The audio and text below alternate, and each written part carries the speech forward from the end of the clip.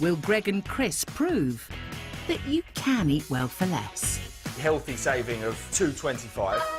If they don't like the food spots, then it's all going to go belly up. The yoghurt we know and love starts with the humble cow. But cow's milk isn't thick enough to make yoghurt right away. So some of the milk has its moisture removed to create a concentrated powder, acting as a thickening agent, which is then ready to be added back to the cow's milk. What happens here, we've got an enormous vat of skimmed milk here. I've also put a little bit of cream in there. In goes the skimmed milk powder. Wow, mate, that is a lot. Shut the lid. Go on then, turn it on. The machines are fired up and the powder and milk mix is passed through a whole host of tubes and pipes, removing bad bacteria and maintaining the yoghurt's consistency. Who'd have thought a little pot could be so complicated? Our milk and milk powder has now become yoghurt mix. That's right, yes. So no matter whether I'm buying a cheap, low-fat yoghurt or an expensive one, that's going to be exactly the same process. It's going to be the same process. The processed yoghurt mix is filled into this tank.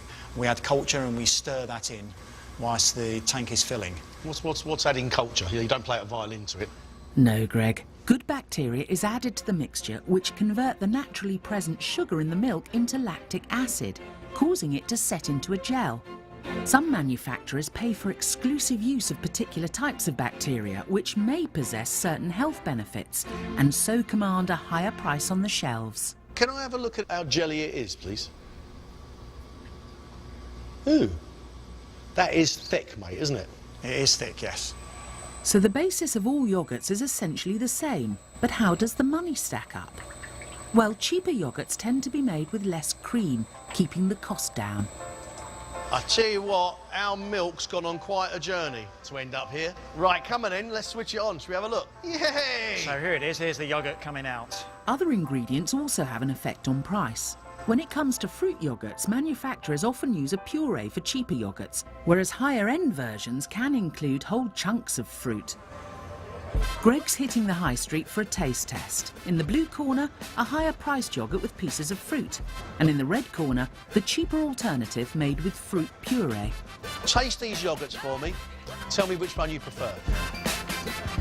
I prefer the red. And I prefer the blue. But you think the red one is more expensive? Definitely. The blue one, 7 times the price of the red one. I'm Any other way? cheapskate. The red one's too sweet. I prefer the blue one. I prefer the blue one. You've picked... Blue. Too blue, too red. Would you prefer the blue one if you knew it was 7 times the price? No. You both preferred the red one. Does that teach you anything?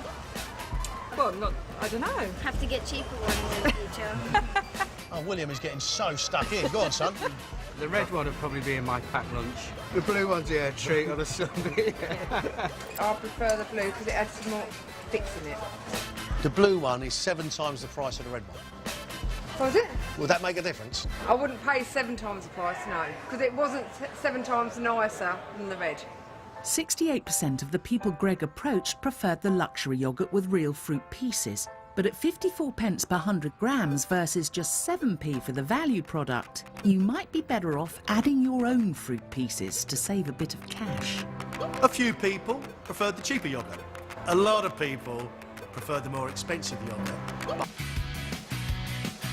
That's at the same time next week on BBC One. It's music to the ears, a new Death in Paradise case when an ageing rock legend meets a shocking end here next. Modern Times on BBC Two following a big night out for actor Warwick Davis at his reduced height theatre company. And don't you just hate queue jumpers? Well, they're being brought into line at Bangkok Airport on BBC Three now.